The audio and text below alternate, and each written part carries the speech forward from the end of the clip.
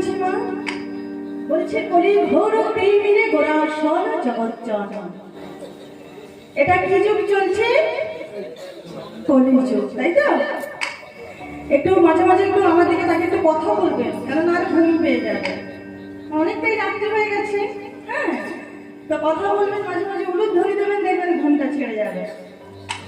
তো কথাবার্তা বলছেন যে এটা কলিযুগ, কিন্তু এটা শুধুমাত্র কলি নয়, এটা হলো ঘোর কলি। আর এই ঘোর কলি যুগের মাঝে মানে টিভির কথা মানে হলো কি অন্ধকার। তাহলে কিসের অন্ধকার মা? পাপের অন্ধকার। তো সেই পাপের অন্ধকারময় ঘোর কলিযুগের মাঝে আমার গৌর সুন্দর এলে জগৎকে আলো দান। সত্য যুগে ওমা, সত্য যুগে মানুষ উদ্ধার হতো কি করে? ধ্যান তপস্যা করে, তাই না?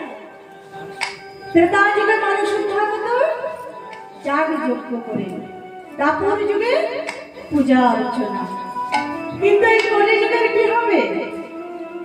আমরা তো ধ্যান তপস্যা যাগ যজ্ঞ হতে অনেক দূরে, তাই না? আমরা ধর্ম কর্ম হতে অনেক দূরে।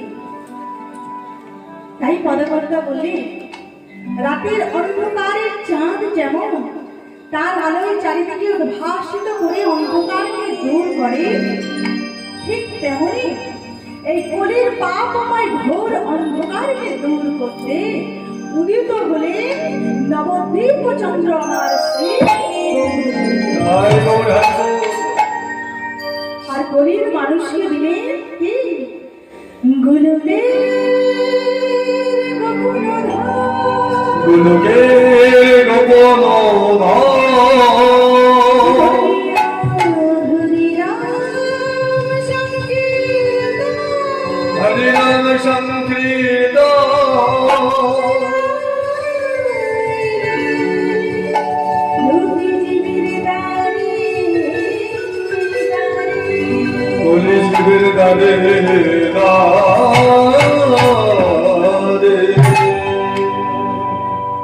তাহলে গৌর সুন্দর এই কলির পাপময় ঘোর অন্ধকারকে দূর করতে আর আপনার আমার মতো পতিত পাবনকে উদ্ধার করতে তিনি নেমে এলেন সেই গোলক ছেড়ে সর্ব অবতারের সার অবতার মানব অবতার নিয়ে তিনি গৌর সুন্দর অবতার নিয়ে নেমে এলেন এই ভূলোকের মাটিতে। একটা শিশু যেমন জানে না যে খাবার খেলে শরীর ভালো থাকে, জানে কি? জানে না। কিন্তু সে আবার এটাও জানে না যে কোন খাবার খেলে শরীর সুস্থ থাকে। জানে কে? জানে তার মাতা পিতা, তাই না? তো ঠিক তেমনই এই জগতের সংসারে যত যত জীব প্রাণী আছে সবাই কিন্তু আমরা ভগবান কৃষ্ণের সন্তান। তিনি আমাদের কথা ভেবে, তিনি আমাদের কথা ভেবে এই কৃষ্ণ ভোলা বহির্মুখী জীবকে কৃষ্ণ বলাবার প্রত্যাশায় তিনি কি করলেন? সেই গোলক বৃন্দাবনে ছেড়ে তিনি এই কলিযুগের মাটিতে নেমে এলেন আমাদের মতো মানুষকে কৃষ্ণ বলাবার জন্য। তাই তিনি হলেন একাধারে গুরু, একাধারে তিনি আমাদের পিতা। তিনি আমাদের এই কলিযুগের মাটিতে এসে সব কলির জীবের দাঁড়ে দাঁড়িয়ে গিয়ে বললেন, ওহে কলি হত জীব, তোমরা মায়ার ভূমি ঘুমিয়ে থেকো না, মায়ার বালিশ মাথায় নিয়ে অহংকারের বিছানায় তোমরা ঘুমিয়ে থেকো না। আমরা মনে হচ্ছে মা জেগে আছি, কিন্তু না, আমরা আসলে জেগে নেই। আমাদের ভিতরে চেতনাটা জেগে নেই।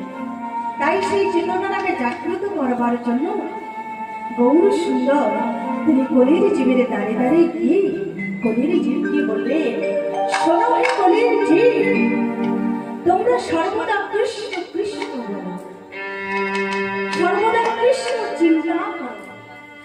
যেখানে কৃষ্ণ কথা হয় না সেখানে যেও না, যেখানে ভগবত পরায়ণের সাধুর বৈষ্ণবের বাস নেই সেই স্থান হয় শ্মশান তুল্য।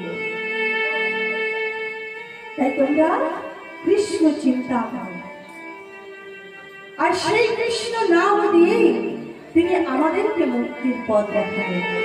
তাহলে চলুন ভক্তমণ্ডলী, যিনি আমাদেরকে এই হরিনাম দিয়ে আমাদের চেতনার জাগ্রত করতে এলেন, সেই মহাপ্রভুর নামে আমরা একটু গান গাই। কেমন? তিনি যে মহানাম দিয়ে গেলেন সেই মহানাম আমরা একটু সবাই মিলে গাইব। গাইবেন তো? একবার দুটো বাহু তুলতে হবে একদম, যে যেখানে আছে। তাহলে দেখবেন আর ঘুম পাচ্ছে না। পিছনের এই যে আমার দিদিভাই আমার মায়েরা লজ্জা পাচ্ছে, লজ্জা ঘৃণা ভয় দিন থাকতে কিন্তু নয়। কেমন? আমার জন্য তো নয়, প্রত্যেকের নিজের জন্য তুলবেন। হ্যাঁ, তো সবাই মিলে যিনি হাত দিয়েছেন তার জন্য বিপন্নতা নয়, সবাই মিলে একসাথে আমার সাথে গাইবেন। হরে কৃষ্ণ কৃষ্ণ কৃষ্ণ হরে হরে, হরে রাম রাম রাম হরে হরে, কৃষ্ণ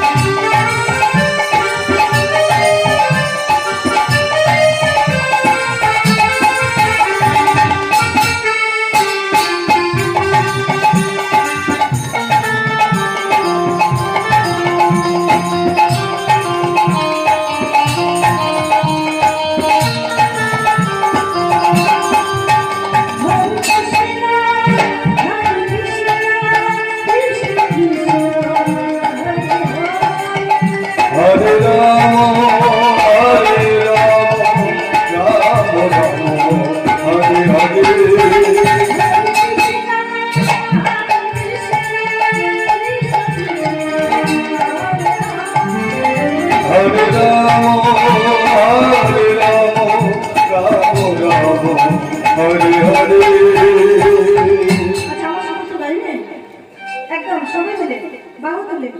এই সুযোগ পেয়েছে, হ্যাঁ, সুযোগকে কখনো হাতছাড়া করতে নেই। একবার সবাই মিলে বাহু তুলে, একবার আমি একবার বলবো, আপনারা সবাই একবার বলবেন, কেমন? হরে কৃষ্ণ হরে কৃষ্ণ